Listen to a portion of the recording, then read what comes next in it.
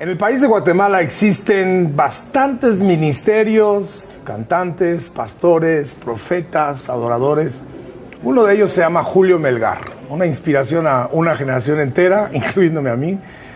Y estoy ahora acá en Guatemala, en el congreso que organiza Julio Melgar, que se llama Intencional. Julio, muchas gracias. Gracias, Marcos. Estoy acompañado del hijo de Julio, que es Lowsan. Lowsan, gracias por venir. Y lo que vamos a hablar hoy en Conversaciones Pastorales es esta dinámica. Esto, lo que me llama tanto la atención, Julio, es cómo has visto, has impulsado, has literalmente discipulado a este joven. Lo que primero quiero contarte y luego vamos a platicar con Lowsan. Pero ¿cuándo descubriste que tu hijo tenía esta unción y este talento que él tiene? Muy interesante. Bueno, primero qué honor estar acá y poder hablarle a la gente y compartir contigo, Marcos. Gracias.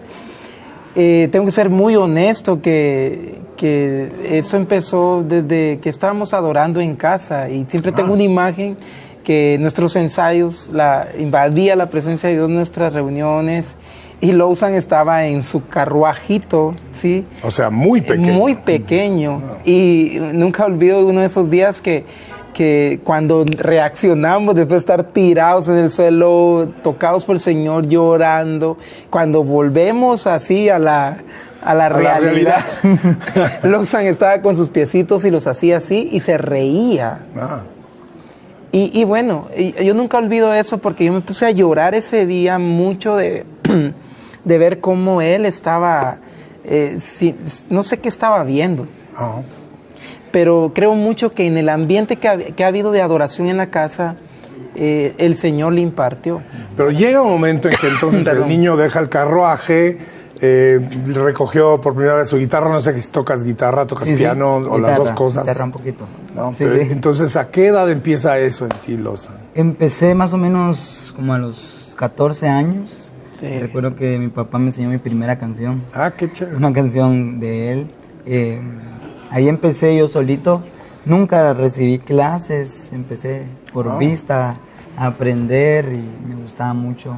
Empecé a mejorar poco a poco. Lowsan, ¿qué edad tenías cuando te diste cuenta que tu papá era alguien conocido, que llenaba auditorios y estadios y estaba en el escenario? ¿Qué edad tenías tú?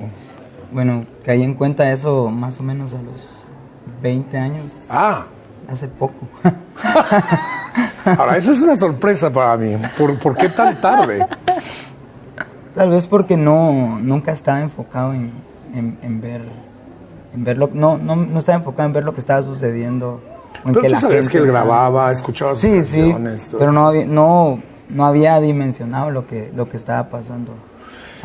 Ahora, esta es una pregunta interesante que te quiero hacer. ¿Algún día estabas viendo ministrar a tu papá y sentiste de parte del Señor, yo quisiera hacer eso? Sí. ¿Cuándo pasó eso? Creo que desde muy pequeño supe que quería servir al Señor. Primero que nada porque mi papá pues, siempre ha sido mi ejemplo en ese sentido. Y siempre admiré lo que él hacía hasta el día de hoy y ahí supe que quería hacer eso y de hecho he dejado de hacer cosas que yo quiero por hacer lo que el Señor quiere. Pero una en específico ahora no recuerdo.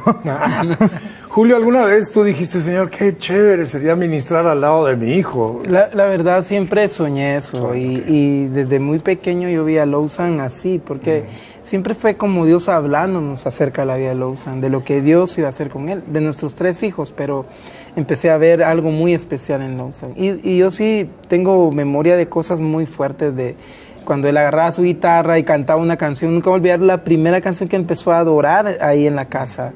¿Qué edad? ¿Cuántos años empezaste a tocar? Empecé como a los 14 a tocar. 14, pues yo escuchaba en mi habitación, le decía, oye a mi esposa, y Lowsan estaba cantando en su cuarto, y yo me ponía a llorar. Malísimo. Sabía solo una canción, pero y como las mismas notas cantaba algo más ahí, y oía solo como murmullos, y yo le decía, oye, ese tiene algo ese muchacho. y nos ministraba a nosotros. Entonces eso, él va a ser alguien que le va a servir al Señor, Dios lo va a usar.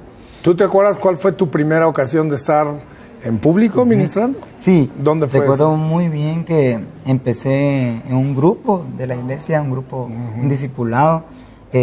No había quien lo hiciera. Y, de verdad, Esa es la historia de clásica tantos de historia. nosotros, ¿no? Que no llegó De de verdad, la alabanza, métete tú.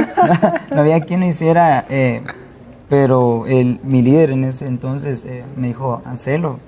Y empecé ahí en los grupos, éramos muy pocos, empecé ahí y ahí me fui metiendo poco a poco. Sí. Una pregunta. Para mí es claro que tu papá te ha afirmado mucho, ¿no? Te ha dicho palabras proféticas de afirmación. Tú puedes, eres ungido. La razón que lo digo es que los veo en el escenario juntos y es claro que tu papá te ha afirmado, tan así que te da ese lugar. Cuéntame, porque a mí me parece muy interesante, porque hay una generación de personas que nos están viendo que no tuvieron a un papá que los afirmó de esa manera. ¿Qué cosas le podrías decir a alguien de tu misma edad que no ha tenido a alguien que les afirme? ¿Cómo los puedes? Afírmalos tú ahora, es lo que quisiera que tú Sí.